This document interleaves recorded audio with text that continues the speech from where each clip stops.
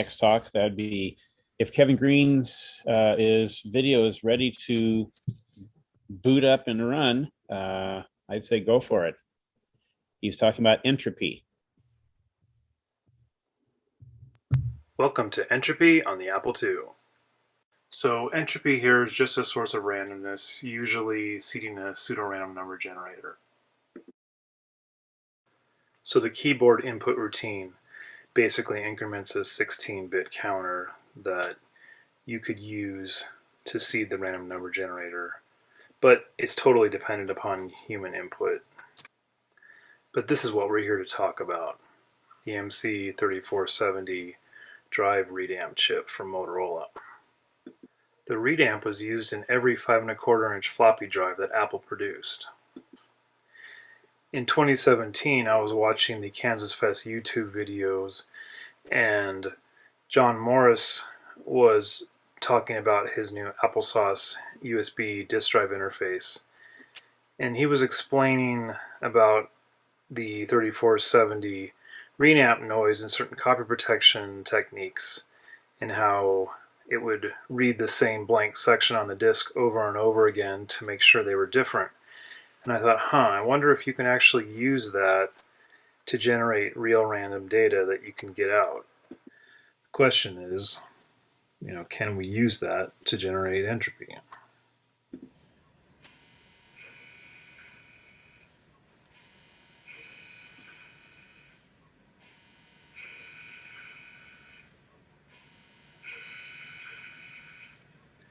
Answer, yes, you can.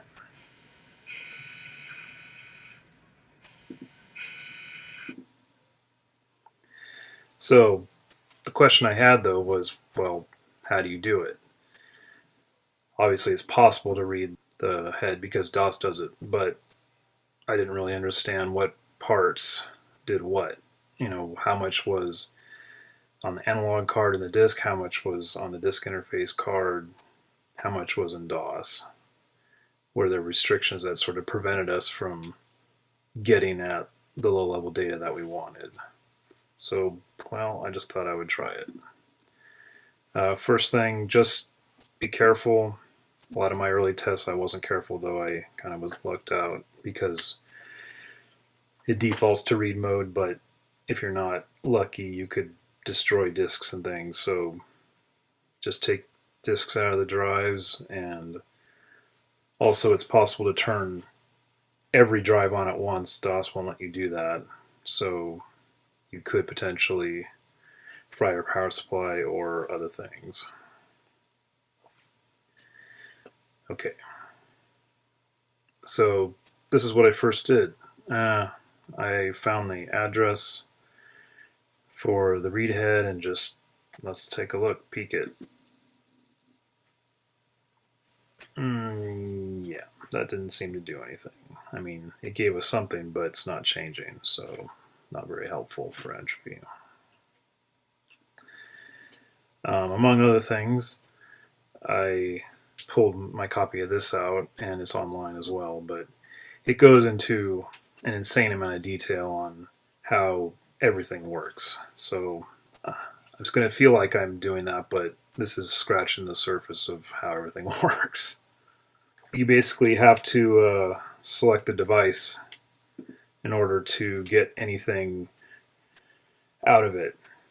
It turns on the drive motor for you. It enables the read output, and that goes to the logic state sequencer, out to the data register, and you can get off of the bus. So let's turn the motor on, i.e. enable, and try it again.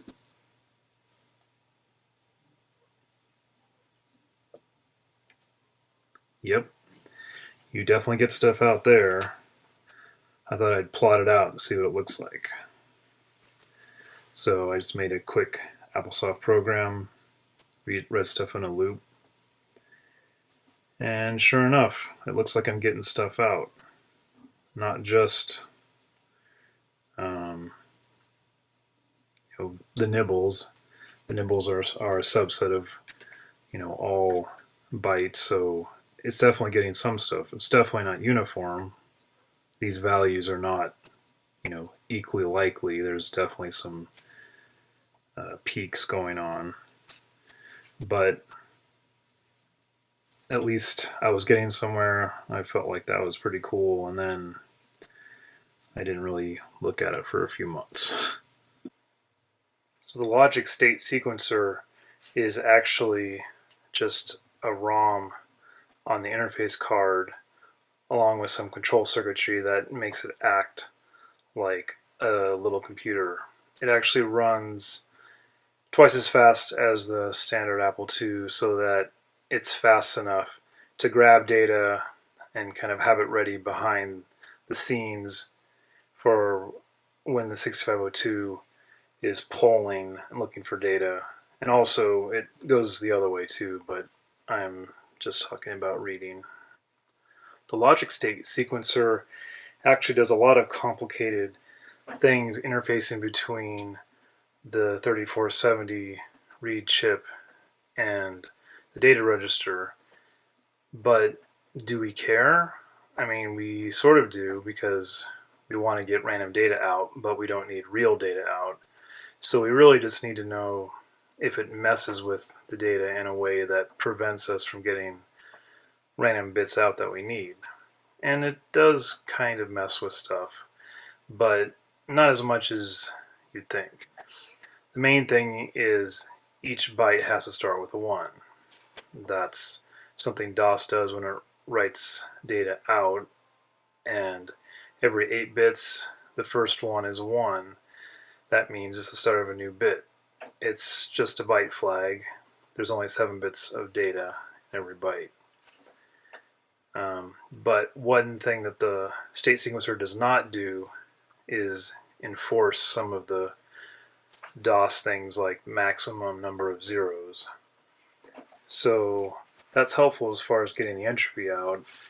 We don't have to worry about it truncating stuff too much, and as long as we ignore the 1 or do something with it, it should be okay. So the drive head puts out fluxes, and the 3470 puts out data pulses based on those fluxes. But the sequencer is what decides whether it's a 1 or a 0. And if it sees a 1, somewhat based on timing, it generally spits a 1 out. But a 0 depends on a gap. So it only spits a 0 out if it hasn't seen anything for long enough that it decides it has to be a 0. This shows how the data register bits are shifted in. The sequencer either sees a bit or it's waited long enough and decides it's a 0 and shifts it left into the register. So the first 1 is the byte flag, which is always a 1, and then after that it's either a 1, or if it's waited long enough and hasn't seen a 1, it shifts in a 0. The data bus reads show how if you do like a load A, it will read the data register into the bus. For entropy, one thing that we do worry about is independent samples. We want every sample to be independent, not to be connected in any way. Otherwise, it's not very random. If you know that the next bit is always 1 more than the previous one or something like that, those are not independent. If you take 2 dice, tape them together, and roll them, they're not independent anymore. So I had kind of wondered, well, do you have to wait till the byte is fully loaded?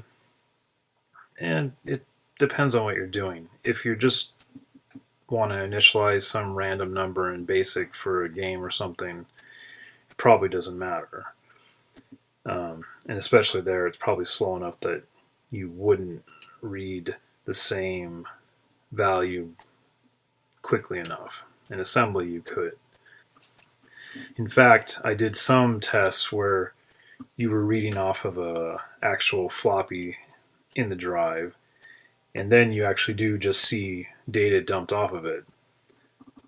So if you actually make sure you're not getting the high bit set, then you might actually get a wider range of values. I did basically verify that if you just let it run and don't check the high bit in basic anyway, you do get 0 to 255 eventually. It's definitely not very uniform, but if it's not some kind of cryptographic thing, probably either way would work actually. In order to make sure that we got independent samples, I decided that we should always wait until the high bit was set. So I wrote some assembly that would fill a buffer up with that. It would basically rotate a random bit in, which would shift out that high bit. And I also wrote something that would count all the ones just to get some measure of how much entropy that we're having in the system. How many ones it's basically generating from nothing. Behold the drive tower. So I basically wanted to get all the different drives and cards that Apple had made. Slot 1, I have a super serial card to put data out. Slot 2, I have a 13 sector card with 2 disk 2s. Slot 3 is a disk 2 with a 16 sector card with the motor disconnected. It does have the read sensor plugged in, and you get not as good output if the read sensor isn't plugged in.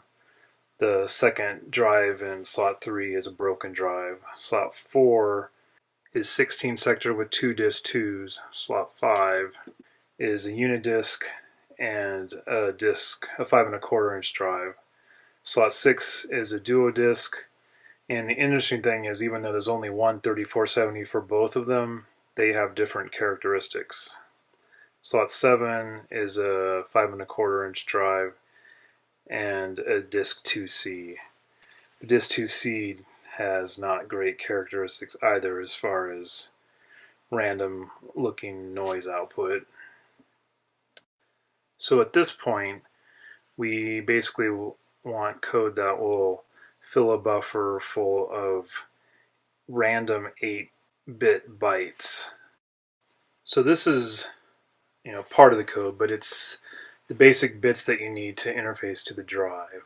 So you can see the top left, the constants there, CO88 for turning the disk off, CO89 for the on, and CO8A and B for selecting drive 1 or 2.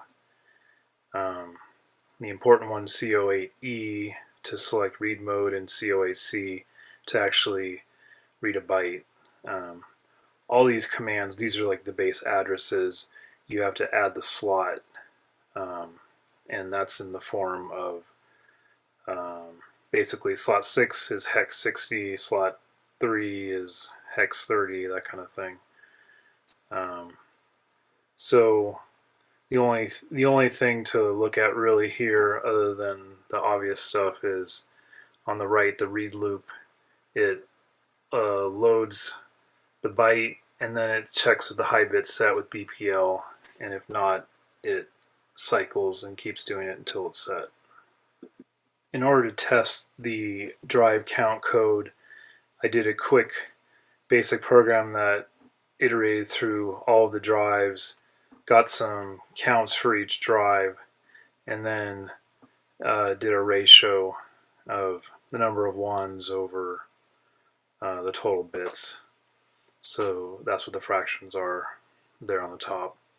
Then I thought, I wonder if I could basically find the drive based on that information later on. So on the bottom half, I iterated through, and just doing the closest match, it matched 8 out of 12. So I wanted to visualize the data, and luckily you can write straight to the high-res page and see it. It was also lucky because the high bit set for the disk, and also the high bit in the high-res page is used to select the color palette. So I was able to just directly right into it and just see data bits. Humans are particularly good at seeing patterns, so it's pretty easy to tell whether it looks like real noise or whether it's dead like that one, whether you see, it's kind of noisy but there's lines or other weird things in it. The 5 1/4 discs tend to be more sparse. This is a disc coming up that is in the drive, this here, and then there's the disc 2C with weird patterns. So another way to that we usually experience noise is sound, so you can hear the differences here.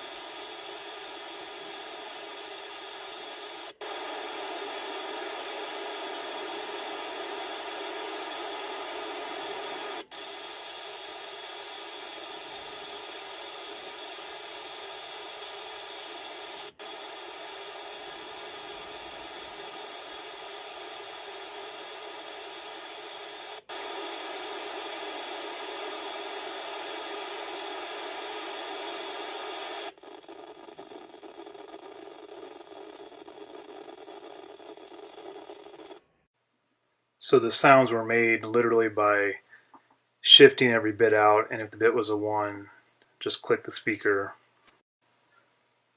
So here it's actually displaying the read order of the bits from right to left, top to bottom. And there's a few interesting things. There's 2 pages per drive. So the first page on the top, you might see a spin up period where it's stabilizing the read head. This is the dead drive, so remember that for a later demo. Here at the top, you can see it's stabilizing and spinning up. Now it's fine in this screen. The other weird thing is the duo disc, the 3470 controls both mechanisms, but they still look different. So I found that interesting. So that must be based on circuitry or something. There's just different patterns for different eras almost of drives. So I don't know if that's 3470 or not. That's an actual disk in the drive to see what DOS 3.3 data looks like, and that's the disk 2C. Has some strange patterns. So when you're reading the entropy, as you can see there, you saw patterns. It's not really that uniform. It's noise, but not perfect. And when you're looking at entropy for random numbers, you really want it to be as uniform as possible. You want every value to be equally likely, so there's no spikes and you can't guess which one you're going to get. So there's methods to condition the bias source, basically. And there's a lot of newer ones, but this has to run on a 1 megahertz 6502. The first one that I looked at was the von Neumann extractor. It's basically a way to take a non-uniform input, like any randomness extractor, and generate a uniform output. The von Neumann one basically does it by just looking at the edges. If it's a 0, 1, it's a 0. If it's a 1, 0, it's a 1. So it's just looking at the transitions. If there's no transition in that bit pair, it throws it out. So you lose a good amount of data.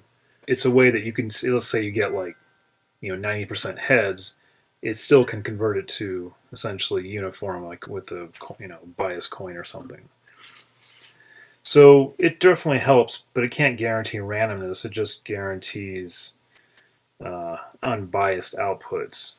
I did some tests with some cryptographic tools, but I got one out of all the drives, maybe 3/4 of the one I outputted some von Neumann test files, and one of them I got 5 or 6 passes in one of the RNG tools tests, but lots of other failures. I was pretty excited when I saw that at first because it was the only pass I'd ever had. None of the raw files had passes in the test program. Another method that I tried a little bit early on was XOR conditioning, or basically you take a couple streams and you XOR them together. And as long as they're independent, it will reduce the bias. And at first I had done that with just 2 and didn't have a whole lot of success, so I didn't really look back at it again. I thought I would try it again when I wanted to visualize it. I was pretty surprised by the output, actually. So that one with the square in the middle, remember before when I said to look for that broken drive, there's all these vertical lines. So you can see this looks kind of random, but you can still see some blocks of things in there. Now it's starting to look pretty random now. Now it's looping back around. There's the broken drive. There's a little bit tries to sneak in there, but it's looking pretty random at this point. Even with the disk 2C, when it injects, it's kind of definitely not random output. It doesn't really seem to affect it that much. Now this is back to the dead drive. You don't even see much in there. I was pretty impressed with how random this looks. This definitely is noise at this point. And so it's basically an entropy pool. It's just cycling through and XORing over and over and over again on the high-res page. So it's just using the high-res page as an entropy pool that you can look at. And then after it cycles enough times where it thinks it's random enough, meaning just the number of iterations that I randomly picked, then it sends that over to the serial line so I can run tests on it. And it passes. I was kind of blown away because I worked for a long time, with just the 2 ones on the left are the ent output. And so I would get pi that was 20% off or 10%, and I thought that was pretty good. What do you expect? It's this Apple II thing. It's not some like high-end cryptographic output. And once I basically did this repeating XOR technique, I got really high quality output, especially compared to what I was used to. Ent runs some pretty basic tests, but it's still, I'm happy with it. The thing that blew me away more was the RNG tools test here, where it actually runs some FIPS 140-2 tests that are, NIST tests requirements for certain crypto things and security. So before, I'd had 5 or 6 or 7 successes and 1,000 failures or something in one of the von Neumann tests I had done. Here, every single one is a success, so I'm pretty happy with that. I wanted to try to run the Die Harder tools suite, which runs a lot of insane tests to look for sort of longer term repeating cycles or other things. But you need a lot of data, and I haven't had time to produce that much data, so maybe in the future. So yes, in the future, try that. If anybody wants any of the raw files or XOR data, I have that. I'm sort of curious what causes those visual differences that you saw between the disc 2, the unidisc, the duo disc, the 5 1/4 drive, and the disc 2C. Those, or is it just 3470 chip, runs or revisions? Are there disk, or are there circuit changes? I I don't know. Also, my sample size is pretty small, so it's always possible I got like a weird 2C drive or something, but I was able to verify that it worked. I also thought you could write a custom P6 ROM that would just put the bits right through. I didn't have a chance to look at Ethernet at all, but I do have an Ethernet and an Ethernet 2, so it would be cool to set up an Entropy server running on an Apple II. I did come across a reference of using maybe floating bus values or other memory locations to get random data, but the only reference I found said that the values wouldn't work across different machines or different revs, so I wasn't able to find much information about it. If you want to read more, I'd suggest starting with the Apple Orchard magazine article. It's a good introduction to using things without DOS. In any case, thanks for watching, and I hope you enjoyed it.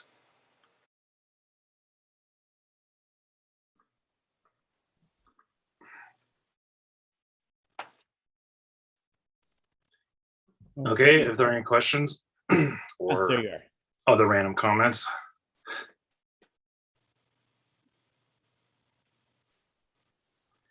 Someone had asked earlier about the powering the disk drives.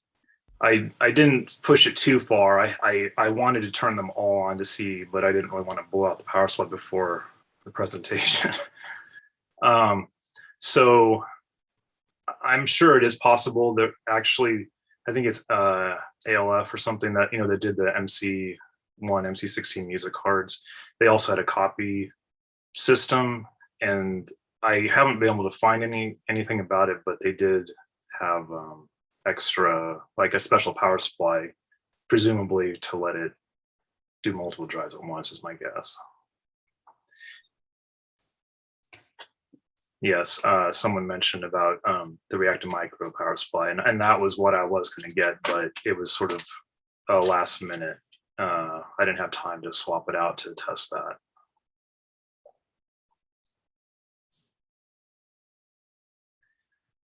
This particular new kitty we got is named Squeaky at the moment because that's basically what she sounds like.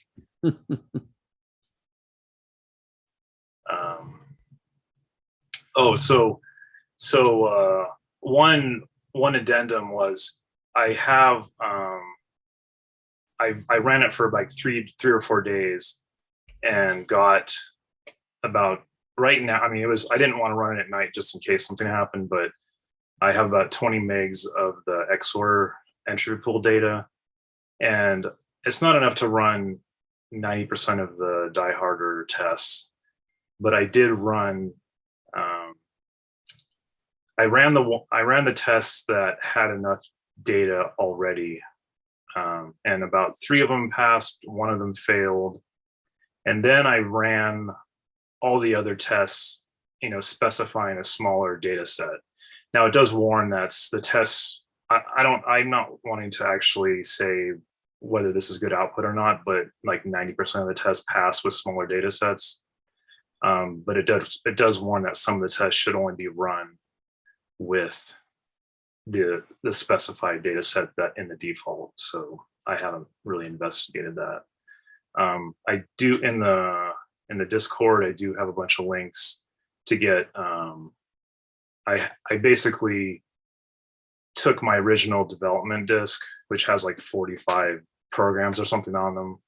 I'm kind of going through my whole development, and most of it is not, they're not that great, and they all sort of depend mostly on this output. The first like half a dozen will default to slot 6, but then once you get to a certain point, they all go and use these. But I did sort of a development of writing some of the stuff in assembly, which, you know, when you're shifting bits, it's hard to do that in basic and easy in assembly. So I did most of that stuff in assembly, but I used basic for the interface. So it's easy to change like what slots you're looking at, how long to sort of dwell on each drive, and you know, where the super serial card slot is if you want to dump the data out.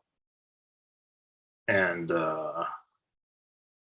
so let's see. But someone asked if you could use an unconnected joystick for a floating value. I want to say no, but I haven't tried it. I did have some other random ideas, like, so one thing that I think I mentioned very quickly is the up in the corner, there's the open drive, and I just sort of like clipped on an LED so you knew when that drive was on, but I disconnected the motor because I thought, well, let's say you wanted to have this in your system, you can just hook up a thing and run it all the time and just disconnect the motor so it's not really drawing a whole lot of current. And I did try it with the sensor connected and with the sensor disconnected. And with it connected, it definitely got more random output.